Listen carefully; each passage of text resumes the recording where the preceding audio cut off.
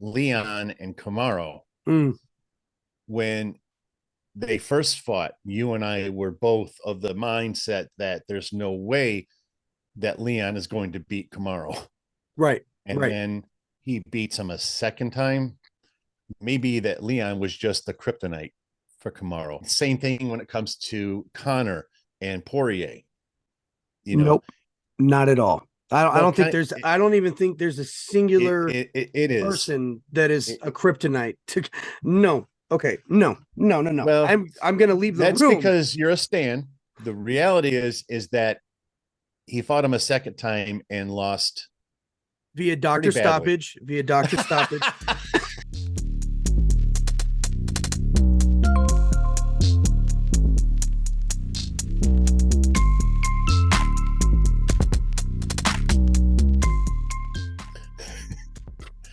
What is up, everybody?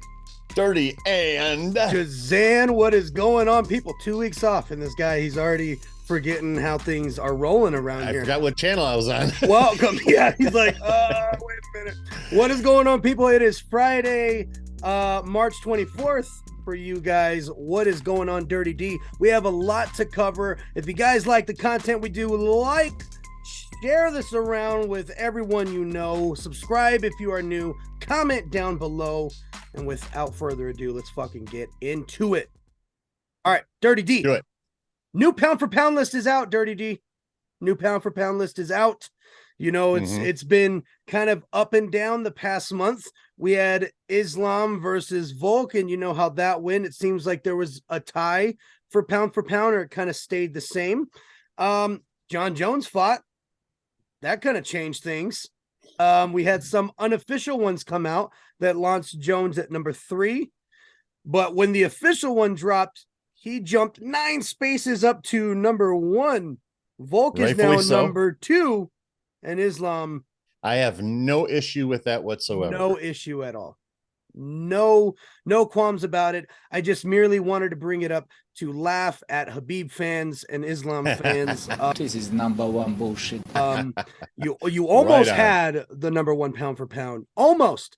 Now it is my time to gloat, Dirty D. Viva la Mexico, Alexa Grasso. I knew you I knew you had it in you. I knew you were going to take her down. I knew you were going to choke her out, and you did exactly what I said. Thank you. Mexico, you have a second born champion, and they're in the same division. Dirty, your thoughts? Okay. I'm a little confused. It was not what I recall you saying. What did I say? John Jones and Valentina Shevchenko's next victim. I'm sorry.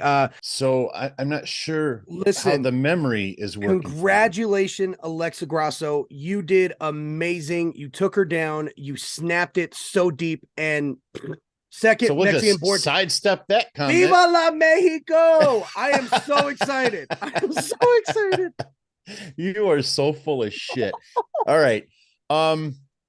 But to be real, man. Hey, did you see the picture of the line? You remember what I said? 100. You remember what I said for that fight, though? That this could be one of those fights for Valentina. We all know that she's the GOAT, but you know, and yeah, you can make the argument with Amanda too. I get that 100%. Yeah. I'm on board with that, but I think this was a fluke. I really do. When have we ever seen Valentina go down like that? Pretty wild. Pretty wild. It was. And all respect to Alexa Grasso. Yeah. 100%. I get it. She absolutely won that fight 100%. But Valentina will get that rematch. I'm sure of it. It should be an immediate, yeah, for sure. It has to be. It has to be. It has to what be. She's done for that. And Dana loves Valentina. Oh yeah, just the way he loved Amanda. So yep, just like Amanda got it, she'll get it. She'll get that. And I think this is one of those rare occasions where the rematch will prove to be a fluke. And I say one of those rare times because, and I'm sure we're going to get into that. And I hate to jump ahead like this, but it kind of has to happen for this conversation. Leon and Kamaru, when they first fought, you and I were both of the mindset that there's no way that Leon is going to beat Kamaru. Right. And then he beats him a second time. That's no longer a fluke. So maybe that Leon was just the kryptonite for Kamaru.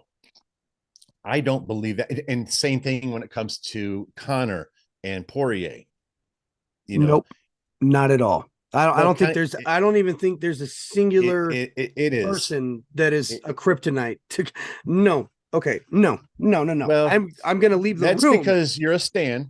But the reality is that he fought him a second time and lost via doctor stoppage. Doctor stoppage.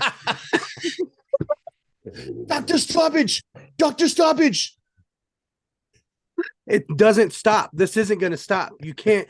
There's always going to be a rebuttal for anything negative. I'm aware. McGregor. I've learned that. Come on now. But I will say, I think we do disagree on this, Dirty, because there was that video that came out of Alexa training the exact move from the switch kick to taking her down, like Connor with Jose. The Aldo. Yeah. That is there you go. That is the correct way to do a Connor. To bring anything upon.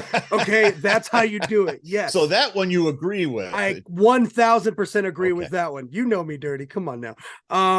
But I will say it was weird that she did get her back so quickly. She was able to submit her so quickly. And then when you see that photo of the kind of line over her chin of where the squeeze was and how white the skin was compared to how red it was up here, that had to be a nasty squeeze. But I'm sure her jaw hurt for weeks. I am agreeing with you on this. If they fought 10 times, Valentina wins 9, and I think we saw the one time that Alexa gets it done. Let's talk. I don't want to take anything away from Alexa. I don't either. Yes, she really does. She really, all jokes aside, she really does. And for Mexico to have another born champion there for MMA, right on. It's huge. They are in the same weight division, which is kind of weird. They're both 125-pound champions, but nevertheless, it's great. It's great for the country. And if you count Yair, you got an interim too. You know what I mean? It's great. It's fantastic. Congratulations, Alexa Grasso. Let's go back real quick though and talk about a little bit of controversy with Bo Nickel and Jamie Pickett. There was that clip that came out that he may have cup checked Jamie right before securing that takedown in the submission. What are your thoughts? It kind of looks clean, but it does look like the shin. I mean, it definitely looks like the shin got him. And judging by his face, I don't know how you say it didn't. Yeah. But that kind of stuff happens from time to time. And it's just not a lot you can do about it, really. Right. I mean, it happened. The ref didn't call it. But it's not like Jamie was winning the majority of the fight up to that point. It did happen fairly fast, but nevertheless, it's a difficult thing, right? With the whole Bo Nickel and the last 3 fights though, Jeff Neal coming in 5 pounds overweight and still getting a bonus. I don't like that. It was either. A fantastic fight. I don't care if it's the greatest fight in the world. You don't fucking make weight. You don't get paid. You know what I mean? That's where I do have some problems with Uncle Dana here. Me too. Yeah. That Dana privilege is so inconsistent. Yes. With some things, man, just terribly inconsistent. Yeah, I don't like that. I didn't like that at all. Great fight. Standing choke from Rakhmonov. So beast. Poor Bilal. Bilal's trying to get a title fight. And they asked Dana, who does Bilal fighting next? And he's like, Shelby, who we got? Rakhov. Oh, he's fighting Rakhov next. We're working on it. Bilal's like, did you see Mojahed Fidyat's video?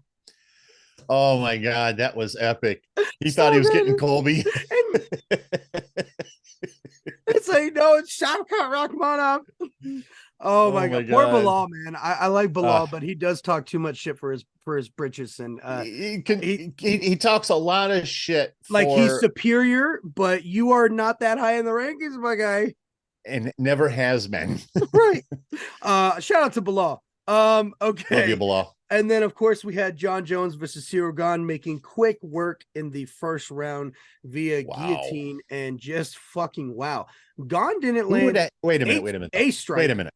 How and who had John Jones winning by guillotine? In the first, no one. In the first round. No one. John Jones, man, he just fucking took. Unreal. Yeah, and if you look and see the fluidity of that moment, that the one shot that Gane tried to do, he overextended, and Jones made quick work of taking advantage of the one opportunity he got. He took advantage of it, and you're done. You know, Gane was like a boy on the ground. Gane was gone. It was gone. With dirty. I need one of those. I need an interface where we can hit the button. Yeah, we need a little button like do. Yeah, I like that. I like that. Fast forward a couple weeks, we just had UFC 286, and I think the only thing we're talking about for real is the last two fights. Justin Gaethje, Rafael Fiaz, 11 fights, 11 bonuses. Look at Rafael's face. It says it all. That says it all. Nasty. What a war. What a war. And people keep saying, I don't know if you saw, but Gaethje tweeted out a picture of his face. Mm-hmm. And he said, what an nothing honor. but respect or whatever. Right. Share the ring with you and all of that. But if I'm a UFC fighter, and even if it's respectful, why you post that on my face? You gotta put that shit out there, bro. You really? Already won the fight. Yeah, you got to win you have Twitter a bigger now. Following than me, and you're gonna post a photo of my face and then say all respect, dude. The face says it all, man. The face says it all. Oh man, you're right. You're absolutely right about that. That's so fucking funny, dude. That's so funny. Leon Edwards, Kamaru Usman, more controversy. Dirty D, more controversy. We had a blatant fence grab. We had a blatant cup check. We had a point taken. Dirty, I'm sorry. I watched the fight twice. I don't know how Kamaru Usman lost that fight. And to lose it via unanimous decision, it is the strangest thing to me. I don't understand. I don't get it. I feel horrible. I feel horrible for Kamaru. I really, really do. On another note, I mean, fuck, what a night for them. The roof went crazy. Everybody was shouting. Everybody loved it. You just answered your own question, though. You just answered your own question from where they were. Okay, maybe I did. You're absolutely right. Maybe I did. Yep. Yeah. Because I couldn't. That's unfortunate. It's unfortunate, but it is a reality. Yeah, the fans have a tough one. And in hockey, in football, in basketball, I don't watch any baseball, but the fans almost never have an influence on the referees. Yeah. Now there's shit referees across the board, but it's not because they're being influenced. And in MMA, I see that a lot. Yeah. A lot. Yep. Yeah, a lot of influence. You're absolutely right. What a night though. It was a great card, but people are like, we don't need a fourth. I disagree.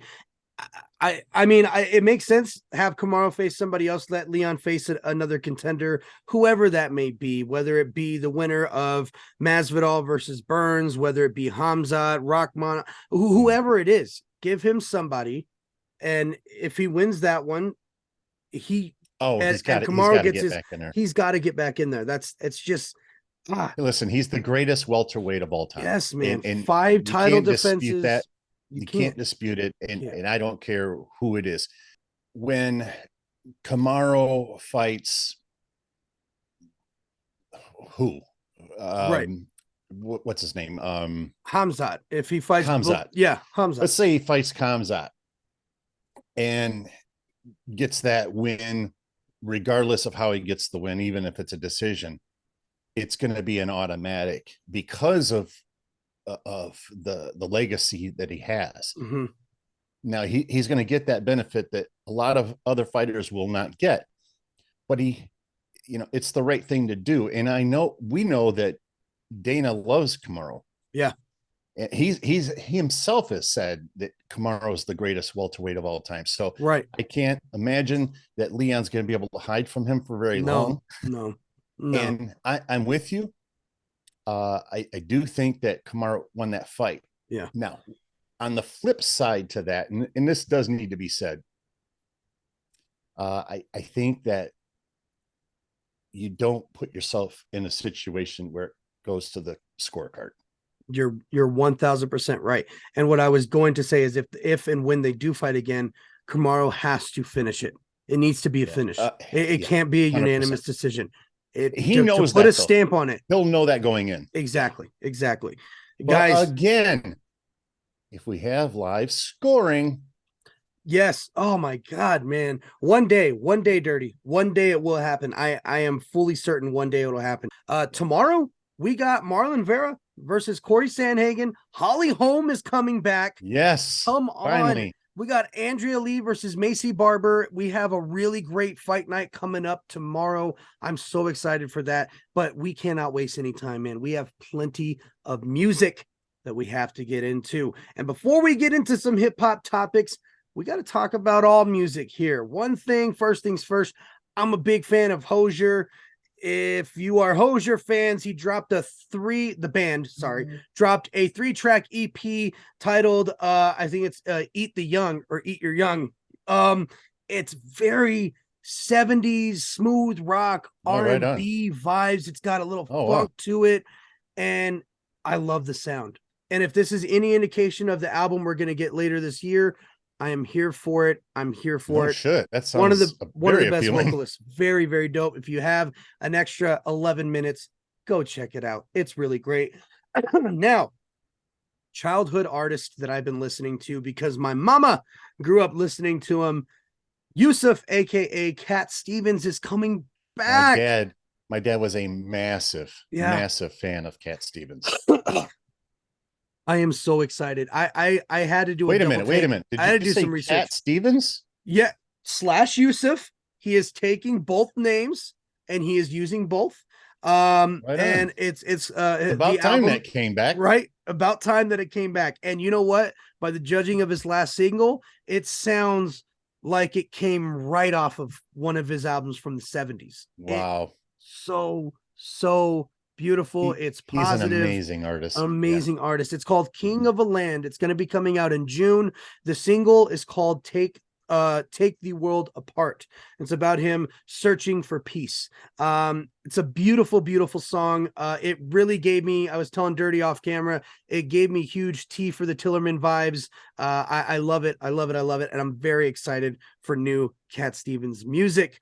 All right, that little bit of hip hop going here. Tupac, the first official estate certified biography is coming out in October for Tupac. This would be the first officially released biography that is, accepted by the estate. It will include handwritten notes from Pac, never before seen. It's going to be beautiful. There's going to be a show on FX. I think it's a 3-part series called Dear Mama that's coming out April 21st. That is chronicling the relationship between Tupac and his mother and diving into him and him as an artist. Those who don't know, Afeni also greenlit the biographer years back. And so it is I'm so excited for this book. I know Dirty is so excited. Can't wait. I'm going to be watching the show next month. I'm getting the book in October. So excited for that. Shout out to the Tupac estate. Creed 3, not the movie, the soundtrack. Hello. It was produced by Interscope and Dreamville. Shout out to J. Cole. Oh, J. Cole, baby. Man, and J. Cole has an interlude on there called Adonis Interlude. And for those fucking people on the internet that are saying, oh, I bet it's featuring Drake because that's Drake's son's name. It's the main character of Creed. Okay, his name is Adonis. All right, let's get with it. It's an interlude, and J. Cole. This this little run he's on, leading up to his album. For those that don't know, we don't know which album we're going to get, whether it's going to be titled It's a Boy or if we're going to get The Fall Off. He's been teasing 2 different projects and also teasing his retirement. We don't know what's going to be happening from J. Cole, but we do know that this interlude off of the soundtrack didn't sound like a retirement interlude. People are taking it different ways. J. Cole ain't retiring shit. No. He's too fucking good. He's too fucking talented. There's no way that dude's retiring. No way. Of course, we got some new music from West Side Boogie on that soundtrack as well. Let's go. Great soundtrack. Really great soundtrack. Dirty, what'd you think? Tell me what you thought. Tech 9, Things I Like, Hop, Spin, Rebirth. Hit me with it, baby. Hit me with it. Hop, Spin. Oh, and then you also got to tell us about Joyner, because I know you checked out Devil's Work too. I'm giving you the floor. Lucas, tell me about him. Avenged Sevenfold. Yep. So the Avenged Sevenfold song, absolutely incredible. It was exactly what I expected, to be honest with you, but in a good way. I was gonna say they have that sound though. You know what I mean? It's like a signature. Yeah, it is definitely their sound. Yep. And then the one out of the 3 that you mentioned, though, the one that I think that probably hit me the hardest was Joyner. Yes. But Hopsin, though, that was an incredible video as well. Right. It's he's doing this series, and I love the rollout. It's my favorite rollout that he's ever done. This is amazing. Hopsin is probably the artist that has caught me off guard the most. I love that. Oh, I love that. Because when I first started doing this, people would constantly bring me Hopsin, and I'm like, I don't even know who this cat is. Yeah. I need more Dre. I need more Nate Dogg. Yep. You know, but then I started listening, and then the videos, and then I started watching videos of him, talk about mental health, his mental health, and all of that. And I started getting drawn in, and now I am in. I fucking love Hopsin, man. One of the most vulnerable rappers you'll ever listen to. And it is on one plane, it's refreshing, but on another, it's so relating that you can't help but connect to him as a human and as an artist. And he is not only dipping into the vintage Hopsin, but he's doing it in a way where he's also creating his own sound. It's so, like we just talked about Avenged Sevenfold, they have a signature sound. Hopsin has that same thing. Tech has a signature sound. He's doing that for himself. I'm so proud of him. So proud of Hopsin. The Hopsin, at least the beat on that track, it was very trap-esque. Yes. Yeah. And I think I talked about this in the video, and you know this. Trap has become one of my favorites personally to beat make for, right? If that makes sense. I just love everything about trap. In regards to the beats, it's eerie, it's dark, it's got dirty written all over it. Yes. Hopsin just drowns himself and bathes in it. It's just, and he's so artistic. Yes, and he's a great writer. He's a fantastic writer. He's even artistic in his cadence, in the way he kind of comes around to things. I just love what he does. That Popeyes line, I'm sorry, when he says like Popeyes and then goes into the bar. That you saw that on the video when I reacted to it. That one caught me, man. Not only did he not skip a beat, but the punchline right after when he says, if you can't hold a bird, then don't compare us. He's saying, don't compare us and don't compare it. The parrot on the shoulder, man, the levels that he is creating in his writing, I am here for it. And I'm so excited for his new music, man. That, and again, the visuals are so on point. So Dirty didn't get to see part 1. This is part 2. And it seems we already know what the next video is going to be, because they teased it at the end of that one. So it seems like this is going kind of in a whole story to reach a resolution at the end of him finding his son, hopefully at the end of it. The story, man. I talked about that in the video when I reacted to it, that you could see that that's what was coming. Right. Like it's just it's next. There's going to be levels to it. There's a word I'm looking for, but yeah. And then we had, of course, Tech 9. Tech 9 was amazing, coming out with things I like.